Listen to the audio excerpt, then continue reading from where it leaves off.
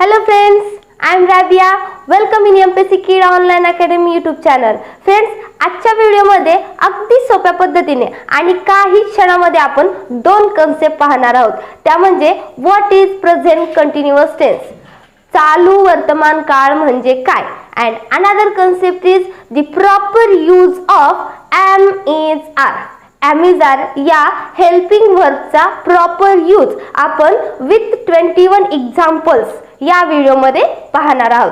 त्यापूर्वी फ्रेंड्स, या यूट्यूब चॅनलवर जर तुम्ही नवीन असाल तर सबस्क्राइब करा आणि बाजूचं बेल आयकॉन नक्की प्रेस करा, जेणेकरून तुम्हाला आमचे नवीन व्हिडिओ अपलोड झाले की त्याचं नोटिफिकेशन मिळून जाईल आणि ते सर्वात अगोदर तुम्हाला पाहता येतील. फ्रेंड्स, आमचे मागील व्हिडिओ जर तुम्ही पाहिलेले नसतील तर त्यांची लिंक खाली डिस्क्रिप्शन मध्ये दिलेली आहे, तिथे जाऊन ते तुम्ही पाहू शकतात. आता चालू वर्तमान काळ म्हणजे काय, प्रेझेंट कंटिन्युअस टेन्स म्हणजे काय, तर या शब्दावरूनच, या काळाच्या नावावरूनच आपल्याला त्याचा अर्थ माहित होतो. चालू वर्तमान काळ म्हणजे ज्याच्यामध्ये क्रिया चालू आहे असा काळ, चालू वर्तमान काळ. आता फ्रेंड्स, ते दोन प्रकारे सांगितलं जात असतं. चालू क्रिया आहे परंतु ती दोन प्रकारे सांगितली जाते. तर ती कशी, तर जी क्रिया सांगता क्षणी सुरू आहे ते सांगण्यासाठी हा काळ वापरला जात असतो. फॉर एक्झाम्पल पहा, he is reading a newspaper.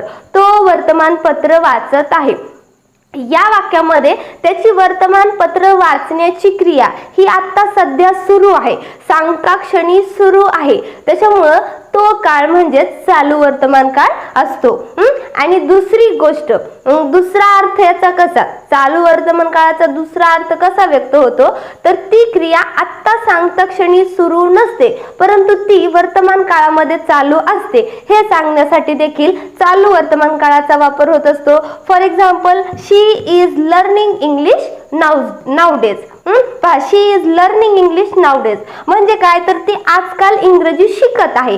ती आत्ता शिकत आहे का, नाही, आजकाल शिकत आहे. म्हणजे काल शिकली असेल, परवा शिकलेली असेल, म्हणजे शिकत आलेली आहे. तिची शिकण्याची क्रिया पूर्ण झालेली नाही, ती क्रिया आत्ताही सुरू आहे, प्रेझेंट मध्ये सुरू आहे, हे सांगण्यासाठी प्रेझेंट कंटिन्युअस टेन्सचा वापर केला जात असतो. आता प्रेझेंट कंटिन्युअस टेन्स ओळखायचा तरी कसा, त्याची ओळख आपण मराठी वाक्यांमध्ये जेव्हा शेवटी बघा त नंतर, क्रियापदाच्या शेवटी त लागून त्याच्यानंतर आहे, आहेत, आहेस किंवा आहोत असे जर शब्द आलेले असतील तर ते वाक्य प्रेझेंट कंटिन्युअस टेन्स म्हणजे चालू वर्तमान काळाचं असतं. फॉर एक्झाम्पल घेऊयात, पहा, मी इंग्रजी शिकत आहे, त आहे. ओके, आम्ही इंग्रजी शिकत आहोत, त आहोत. ओके, तू इंग्रजी शिकत आहेस, त आहे. म्हणजे ज्या वाक्यामध्ये क्रियापदाला त लागून पुढं आहे, आहेस, आहोत, आहेत अशा प्रकारचे शब्द येतात ते वाक्य प्रेझेंट कंटिन्युअस टेन्सचं असतं. आता इंग्लिशमध्ये याचं वाक्य बनवायचं कसं, तर त्यासाठी आपण फॉर्म्युला यूज करूयात. पहा, फॉर्म्युला कसा, आपल्याला माहिती आहे की इंग्लिशचं जेव्हाही आपण जनरल सेंटेन्स बनवतो तर तेव्हा वाक्याच्या सुरुवातीला सब्जेक्ट घेतलं जातं. देन आफ्टर आपल्याला कंटिन्युअस आहे, चालू आहे, यासाठी आपल्याला टू बी च्या रूपांचा यूज करायचे. मी टू बी ची रूप तुम्हाला सांगितलेली आहेत. ठीक आहे, जर तुम्ही ते व्हिडिओ पाहिलेला नसेल तर वरती आय बटनवर जाऊन तुम्ही ते पाहू शकतात. पहा, टू बी ची 3 रूप आहेत वर्तमान काळी, एम, इज आणि आर. आता याचे प्रॉपर यूज कसे करायचे हे आपण पुढे व्हिडिओमध्ये पाहणार आहोत. एम कधी वापरायचं, इज कधी वापरायचं किंवा आर कधी वापरायचं. देन आफ्टर आपल्याला क्रियापदाचं चौथं रूप घ्यायचंय, वर्बचं फोर्थ फॉर्म म्हणजे प्रेझेंट पार्टिसिपल ज्याला म्हणतो आपण. क्रियापदाचं चौथं रूप घ्यायचं किंवा वर्बला आयएनजी जोडायचे. देन आफ्टर ऑब्जेक्ट, कर्म घ्यायचा आणि शेवटी कॉम्प्लिमेंटरी घेऊन वाक्य पूर्ण होत असतं. एम, इज, आर या टू बी च्या सहाय्यकारी क्रियापदांचा यूज करून आपण सेंटेन्स कसे बनवू शकतो. एम, इज, आर यांचा प्रॉपर यूज करताना आपण काही सब्जेक्ट घेतलेत. पहा, I, we, you, they, boys, he, she, it आणि बॉय. तर हे जे सब्जेक्ट आहेत तर यांच्या सोबत एम, इज, आर यांचा प्रॉपर यूज करून वर्ब वापरून, ऑब्जेक्ट वापरून आपण प्रेझेंट कंटिन्युअस टेन्सचं वाक्य बनवतो. पहा, आय सोबत आपण एम वापरतो. आय एम म्हणजे मी आहे. I am. त्यानंतर आपण क्रियापद घेतलेला आहे लर्न. आपल्याला प्रेझेंट कंटिन्युअस बनवत असताना किंवा ॲमिजारचा वापर करत असताना आपल्याला लर्न या क्रियापदाला आयएनजी जोडायचे, म्हणजेच क्रियापदाचं प्रेझेंट पार्टिसिपल चौथं रूप घ्यायचं आहे. म्हणून याला आपण त्याचं क्रियापदाचं चौथं रूप लर्नचं होणार लर्निंग. त्यासाठी आपण इथं हे लर्निंग घेणार आणि ऑब्जेक्ट म्हणून आपण इंग्लिश हा शब्द घेतलेला आहे. पाहता याचं सेंटेन्स कसं फ्रेम होतं. आय एम लर्निंग इंग्लिश म्हणजे मी इंग्रजी शिकत आहे. आहे वाक्याच्या शेवटी लागलेला आहे. पहा, आय सोबत केव्हाही फक्त एम वापरलं जात असतं. I am. आता इतर जी क्रियापद असतात यू, वी, यू, दे आणि बॉईज, त्यापैकी वी हे प्रथम पुरुषी अनेकवचनी आहे. मग जेव्हा जेव्हा अनेकवचनी करता असतो तेव्हा आपण आर यूज करतो. Okay. We are learning English. आम्ही इंग्रजी शिकत आहोत. You are learning English. तू इंग्रजी शिकत आहे. फ्रेंड्स, हे जे यू आहे, हे यू आणि हे यू, तर त्यापैकी एक सिंगुलर आहे आणि एक प्लुरल आहे. तरी देखील सिंगुलर असो प्लुरल असो त्या दोन्ही सोबत आपल्याला आरच यूज करायचे. हे लक्षात ठेवा. सिंगुलर यू, प्लुरल यू या दोन्ही सोबत तू असो किंवा तुम्ही असो त्यांच्या सोबत आपल्याला आर हेच हेल्पिंग वर्ब केव्हाही यूज करायचं आहे. त्यासाठी सेंटेन्स पहा. You are learning English. तू इंग्रजी शिकत आहेस. Next, you are learning English. तुम्ही इंग्रजी शिकत आहात. They are learning English. त्या इंग्रजी शिकत आहेत. Boys are learning English. मुले इंग्रजी शिकत आहेत. आलं लक्षात. आय सोबत आपल्याला केव्हाही एम वापरायचं. त्यानंतर वी, यू, दे आणि एखादं अनेकवचनी जर नाम असेल कोणतंही असो, निर्जीव असो अथवा सजीव असो, म्हणजे बुक्स असो, टेबल्स असो, काऊज असो, ॲनिमल्स असो, जेही अनेकवचनी प्लुरल सब्जेक्ट येतात तर त्यांच्यासोबत आपल्याला आर यूज करून सेंटेन्स फ्रेम करायचे. Boys are learning English. मुले इंग्रजी शिकत आहेत. त्याच्यानंतर आपले जी पुढली कर्ते आहेत ही, शी, इट आणि बॉय हे थर्ड पर्सन सिंगुलर आहेत. तृतीय पुरुषी एकवचनी आणि त्यासोबत आपल्याला इज यूज करायचं आहे. काय वापरायचं आहे. इज वापरून आपल्याला सेंटेन्स बनवायचा आहे. पहा कसं. He is learning English. तो इंग्रजी शिकत आहे. शी इज लर्निंग इंग्लिश. ती इंग्रजी शिकत आहे. It is learning English. ते इंग्रजी शिकत आहेत.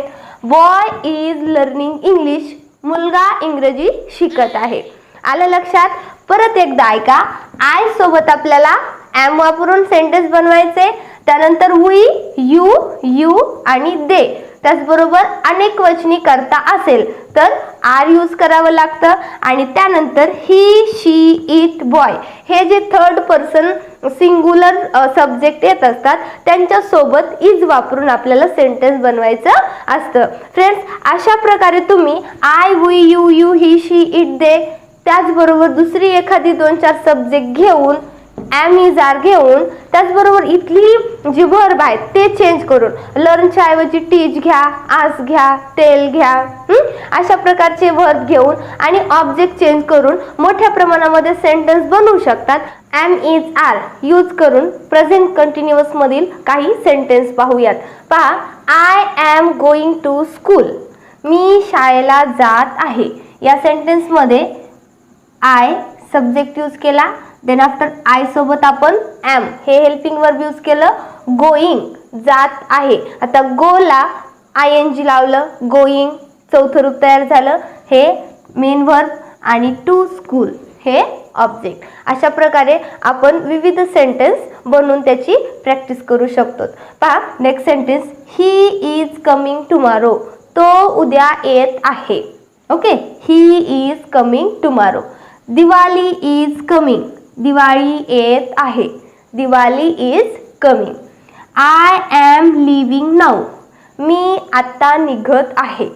I am leaving now. I am learning English. मी इंग्रजी शिकत आहे. I am learning English. I am waiting for the bus. मी बसची वाट पाहत आहे. वाट पाहणे यासाठी वेट हा शब्द वापरला जात असतो. वाट पाहणे या दोन्ही शब्दांसाठी वेट आणि वेटला ING यूज करून आपण त्याचं प्रेझेंट पार्टिसिपल बनवत असतो. I am waiting for the bus. मी बसची वाट पाहत आहे. You are behaving like a fool. तू मूर्खाप्रमाणे बिहेव करत आहे किंवा तू मूर्खाप्रमाणे वागत आहे. बिहेव करणे, वागणे, मूर्खाप्रमाणे वागत आहे. He is earning now. तो आत्ता कमावत आहे. अर्न मीन्स कमावणे. My back is aching. माझी पाठ दुखत आहे. Your tea is getting cold. तुझा चहा थंड होत आहे. प्रेझेंट कंटिन्युअस टेन्स म्हणजेच चालू वर्तमान काळ. त्यामध्ये यूज केले जाणारे एम इज आर हे हेल्पिंग वर्ब कोणत्या कर्त्यासोबत कोणती वापरायची हे तुमच्या नक्कीच लक्षात आलेलं असेल. फ्रेंड्स, अशा प्रकारची भरपूर वाक्य तयार करा आणि प्रॅक्टिस करा, जेणेकरून या बाबतीचे तुमचे जेवढे काही कन्फ्युजन असतील ते अगदी क्लिअर होऊन जातील. दिस टास्क फॉर यू. तुमच्यासाठी आहे होमवर्क. पहा, मी इथं 3 वाक्य दिलेली आहेत. I read a book. मी पुस्तक वाचतो किंवा मी पुस्तक वाचते. He ask a question. तो प्रश्न विचारतो. आणि यू मीट मी. तू मला भेटलास. हे 3 वाक्य आहेत. या 3 वाक्याचं तुम्हाला प्रेझेंट कंटिन्युअस टेन्स मध्ये ट्रान्सफर करायचं आणि ते कमेंट करून पाठवायचं आहे. याचे उत्तर नक्की कमेंट करून आम्हाला पाठवा. त्याचा रिप्लाय आम्ही नक्की देऊ. थँक्यू.